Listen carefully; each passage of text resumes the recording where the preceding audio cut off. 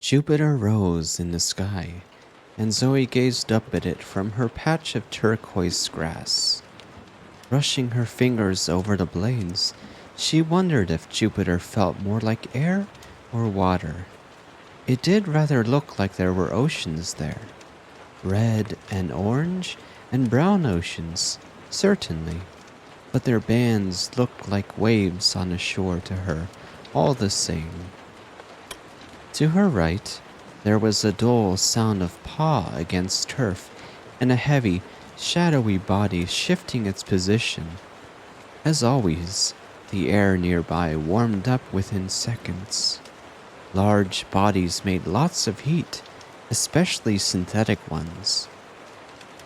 "Play me the ocean again, cat," she said, reaching out to clutch at his silky, silvery fur. He'd told her plenty of times how to stroke it properly, but it was comforting to just grab a handful of it. "It costs you nothing to ask nicely," replied Kat. She turned to look at his neon green eyes. His voice was chiding, but his pupils were wide and his face was relaxed. He wasn't annoyed with her, not really. "Would you play me the ocean, please?" Kat snorted in his peculiar way, which she interpreted as a kind of eye-rolling, but he played the ocean all the same. The LEDs in his eyes glowed brighter, and a broad rectangle of light blinked into existence above her, displaying one of Earth's distant bodies of water. Light, natural light, glittered on the wave crests in a way quite unlike anything from home. "Zoom out. More. More, please." The ocean's borders came into view. Long, sloping coastlines, mostly.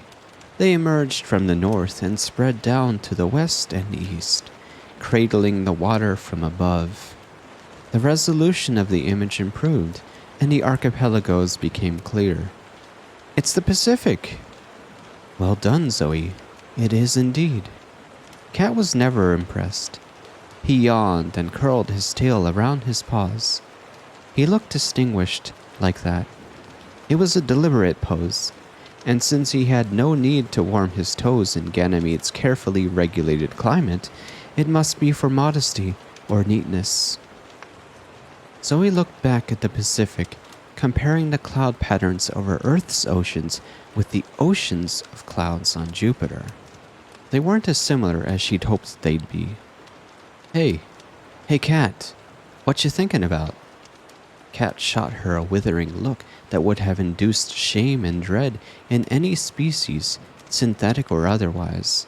She returned it with her sweetest smile. "I wish you would name me properly," he said, giving up on his scowl. "There are dozens of guardian synths on this moon, and all of them have names. Names chosen with love by their wards, meant only for them, to give them identity and bring them close together." He yowled piteously, earning a laugh from Zoe. "Don't be so dramatic, Cat. I'm just bad at naming things, that's all." Every time she called him Cat, it became less of an epithet and more of a name. Soon it would stick forever. Cat paddled over to her side, scarcely making any noise despite his weight. "I'm not a thing, Zoe. I'm a living being too, aren't I?" "That's not what I meant," she said. He knew it, too. He was just trying to make her feel bad. He should have known by now it never worked on her. "Will you think about it? Maybe. Promise me you'll think of a name." Zoe ignored her cat once again. Behind her, he made a small, strangled noise of frustration. She wasn't ready to end this argument. Not yet. She scrambled to her feet, straining her knees blue-green on the grass as she did. Light-footed, she ran down the hill until she came to the chest-high wall that separated the memory yard from the rest of the dome. She sat on one of the least uncomfortable stones and waited for Cat to catch up. He moved languidly if he didn't have to hurry, which he never did. Zoe, what is this about? He called to her as he approached. What's going through your fiendish brain? Figure it out, if you're so smart, she called back. I'm as intelligent as I am charming, and your abject cruelty is neither, Cat wailed. Name me, name me. She kicked her legs and waited. When Cat arrived, she swung herself over the wall and landed in the memory yard. He jumped up and over in one smooth motion, his own landing offensively agile compared to hers. He was built to do so many things she couldn't. Time, please, Cat. 1941, replied Cat, instantly. Getting late, he added, swishing his tail in irritation. Not that late. I'm 11, Cat. Double digits. That makes me nearly a teenager. Cat flicked his ears, his way of acknowledging she'd said something not worth replying to. She led her guardian along the yard's wall, letting her fingertips skip and dance on the stones. She tried to press it hard enough to feel its negligible roughness. The friction wasn't anything like real stone, but she could pretend. You know, called Cat from behind her, some wards call their guardians Dad. That would be fine by me, you know, if you didn't want to pick a real name. No, she cried. That's super weird. I'm not doing that. What makes Dad better than Cat, anyway? Cat couldn't shrug, but he made a non-committal sound, and Zoe supposed that was close enough. Besides, she said more quietly, I don't want to be reminded why they gave you to me. There was a silence for a moment as Cat gave the thought space. His body's internal heaters hummed as he worked to make himself warmer, more comforting. When he spoke, it was as softly as he could manage while still being audible. I'm sorry, Zoe. It's okay. The quiet after that exchange lasted longer. Then, Zoe, I didn't mean... Say what you mean what you say, she sang. You should have known that was the wrong thing to say. You're not smart enough to be my guardian, saying things like that without thinking. I should be your guardian. Whatever you say, Zoe, replied Cat, relieved at the broken tension. Of course, he couldn't actually be bothered by awkward silences, but Zoe always treated his synthetic emotions as if they were real. It was only polite.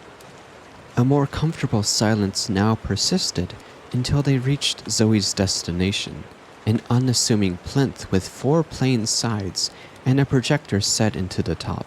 It was made of local Ganymede silicate rock, unlike the other memory boxes in the yard, which were made of imported Terran wood or geodome glass or similar materials. She had never quite been able to explain to Cat why she liked that. It was like her parents were part of Ganymede, not of Earth, and since she was part of Ganymede and had never been to Earth, she had a connection to them, even now. Zoe, I don't mean to be rude, but this is an odd time to pay your respects. Stop talking for a bit, Cat, said Zoe, bending forward to activate the projector in the box. If you wanted an obedient and dependent companion, you should have asked for a dog, not a cat, mewed Cat, taking up his usual position on her left. She tried unsuccessfully to hide her smile. She had got what she'd asked for. Fair enough. The memories swam into view above the plinth, one after another.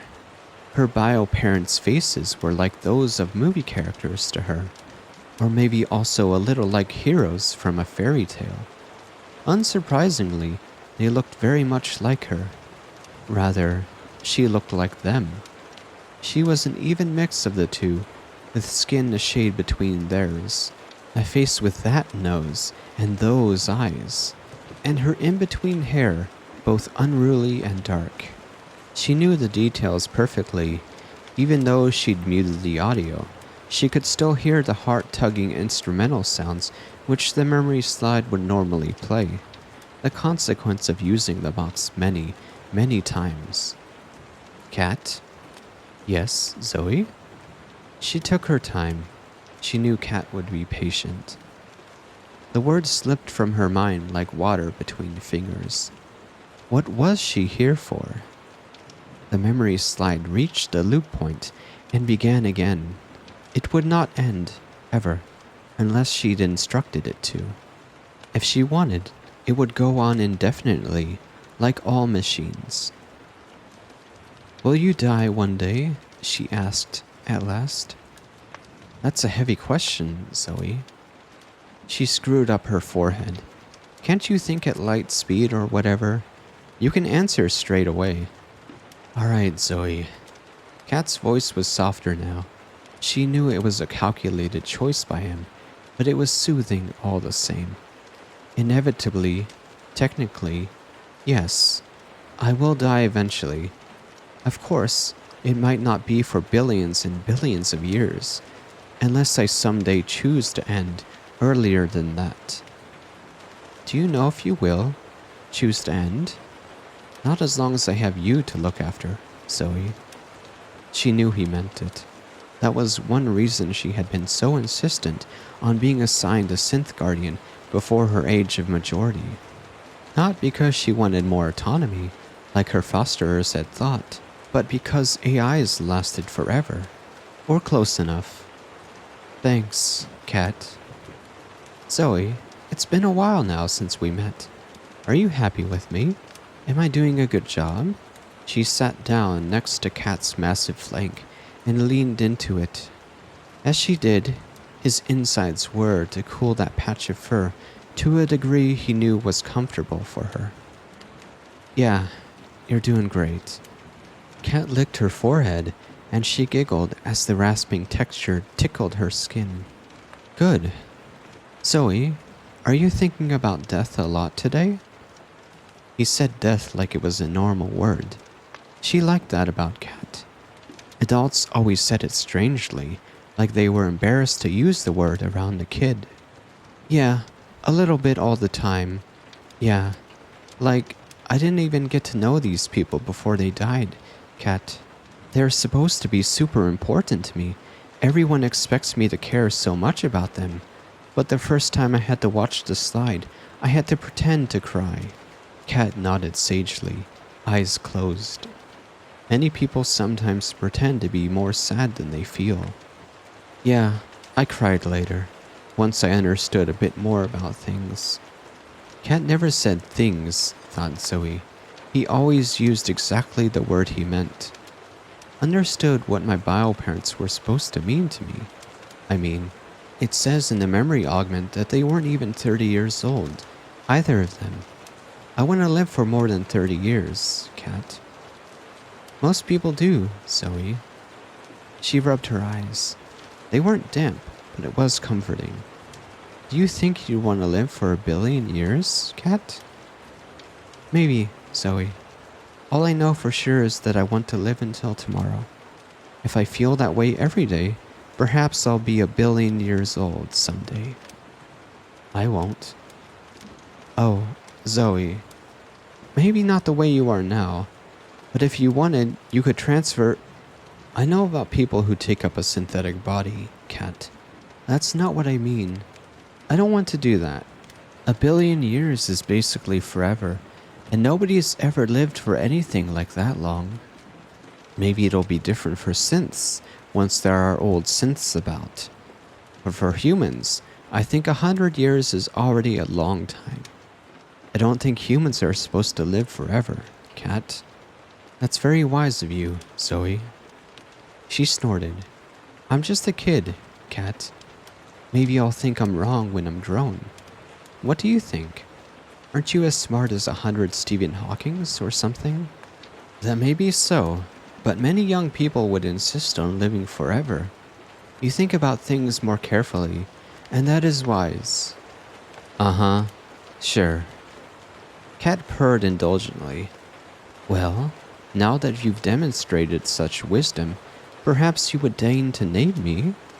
Maybe tomorrow, Cat. I have my whole life to think of a proper name for you.